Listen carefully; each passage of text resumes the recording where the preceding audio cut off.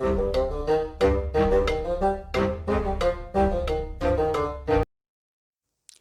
and welcome to the Critically Clueless. I'm the Monk, and today we are in Crusader Kings 3.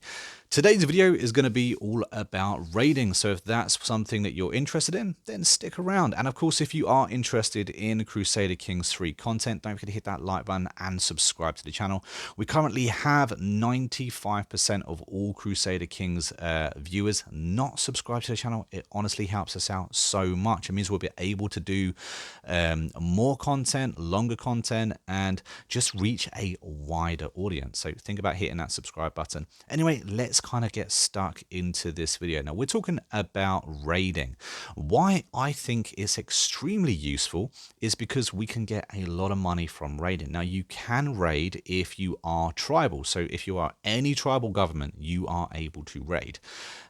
If you have the correct religion, then again, you are able to raid. The religion that you are looking for, or the perk within the religion you are looking for, I believe is Warmongerer. If you are a Warmongerer, you are able to raid. Currently, I'm playing as a Norse, and of course I am also tribal, therefore I'm able to raid. When it comes to raiding, there's a few things you kind of have to keep in mind, and that's that you can't raid endlessly. I can't just send out a group of raiders and get them to get me back thousands and thousands in gold. Now, I'm not saying you can't make a ridiculous amount of money, because you absolutely can.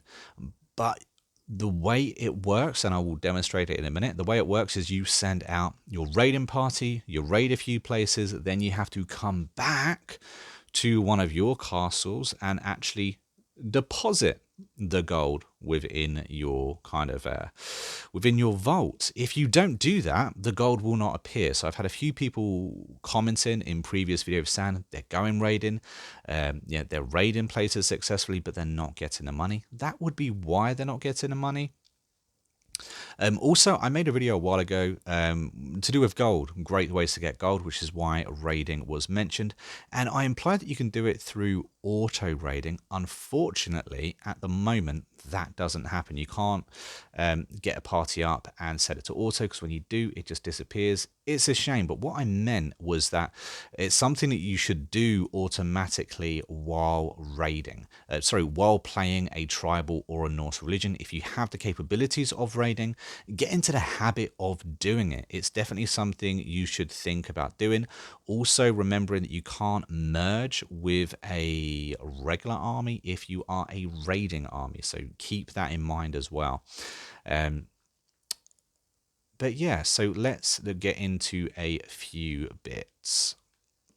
So if we go to our military, we can go to here and we can raise all raiders. Fast forward time a little bit. I think we're going to have a few pop-ups to be fair. But as you can see, we have got 1,267 troops. If we pause this real quick, you can actually see as raiders, and it does say we are raiders, we are able to get 126 gold. That's how much gold we can actually possibly raid and then bring back to our keep and deposit in our banks, which is really cool. Now it's around 10 raiders equals 1 gold, which is why we've got the sums that we've got here. I also had some people say that when raising raiders, they're raising their entire army as raiders, and they don't want that. If you end up raising too many troops, you can just simply disband what you don't want. So for instance, if I had these guys, I could select them, press X, split in half, for instance, and then disband one half of them. So just raise what you want. Typically speaking, though, the more raiders you do actually raise, the more money you're able to get. As you can see, we are also raiders. You can tell by this here. We actually have a red flag and 3 little torches above it, suggesting that we are raiders. So let's select our raiders and go raid somebody. Let's start with this guy up here. Now, raiding's really, really good. If we look where I am on the map, the target that I targeted is someone that I would want to take over anyway. He's smaller than me. He's very close to me. I would kind of want those lands. Now, raiding in general before you attack is a good idea if you have that capability, because it does a number of different things, and I'll show you that in a minute. But it lowers, for instance, their control. Now, if you lower the control of a state, then naturally they have slightly less levies, so you're actually chipping away at their army at the same time, which is kind of brilliant. Every now and again, you will have options like this pop up where you're able to get an extra little bit of gold. You can also get prestige. It's up to you if you was to pick this option. If you do, that town does get recently sacked, and as you can see, that's for 20 years, which means we cannot raid that castle for 20 years, which is actually a very, very long time. We probably will not be able to raid it again. However, if I was looking, as I said, to take it over, take that territory over soon, then it's probably a good option. So think about that though. If you're looking to keep it raided for a very long time, or if you're looking to take it over, then absolutely do that. But if you're looking to kind of keep some places where you can raid regularly, then possibly think about option number 2, where you have to spend a bit of Hiffy, and then you can raid it again. I think it's after 5 years. In this case, we're going to say bring me the bounteous plunder, and we get the extra prestige, and we also get the extra gold.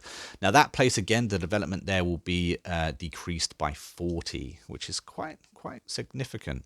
So let's have another look, see who else we can hit, where we can hit. Let's go up here. Now we've selected our raiders, so I'm going to stop it real quick again. And as you can see, the town that we just attacked has a torch underneath it. This indicates that it has been raided, therefore we cannot raid it again. Well, we can raid it again, just not for right now. And as we know, we can't raid this place for another 20 years. But that little sign indicates where you've raided, where you haven't raided. So just so you know or understand what that means. Now we're on extremely fast forwarded time, but typically it takes around a month to raid these villages. As you can see, we just raided this place, which is Kushti. And if we top that up, we can bring it up, and you can see that the control in this area is now 90, indicating that we have brought the control down slightly here.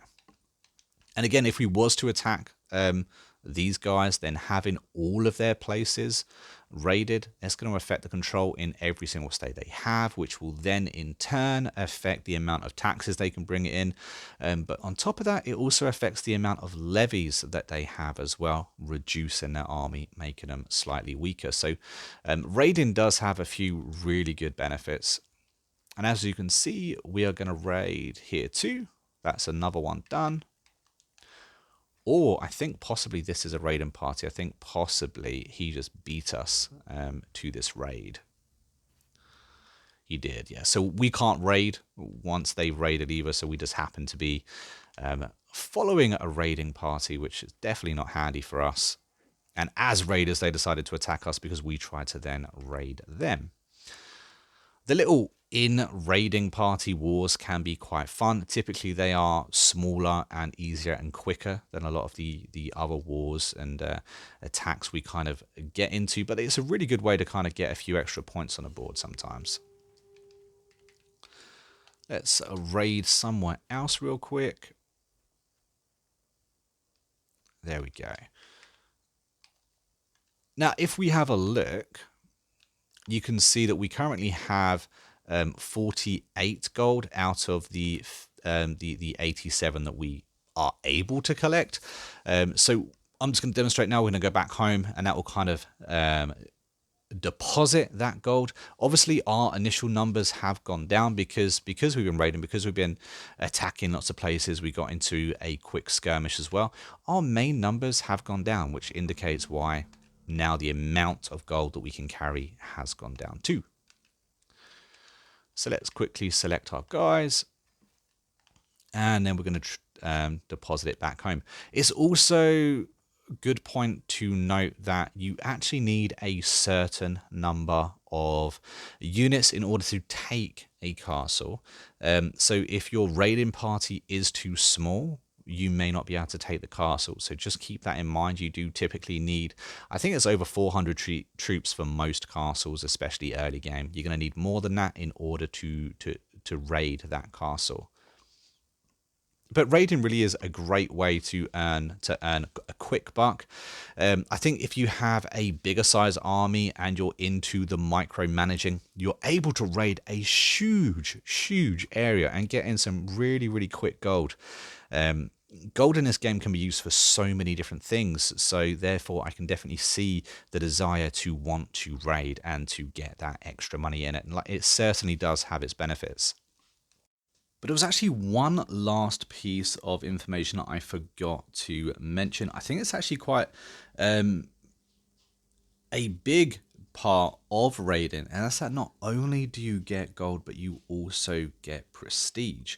Now, when most people raid, that's what they're after. That's why they're raiding. They're raiding for that extra gold, but you also get prestige. In fact, if you look bottom right hand of the screen, you'll see that the raiders brought back 48 gold, but they also brought back 48 prestige. So for every 1 gold you successfully bring back, that's not just raided, that's not just take it from the castle, but successfully actually bring it back to your kingdom, you will also get 1 prestige for every gold you bring back. It's a really great way to top up prestige if you're trying to do a massive hit, take out or start a big war. You don't quite have the prestige you need, or you're planning a war, but you're also planning to bring in your allies. And again, you just don't have that prestige to kind of make sure you can bring in everyone you need.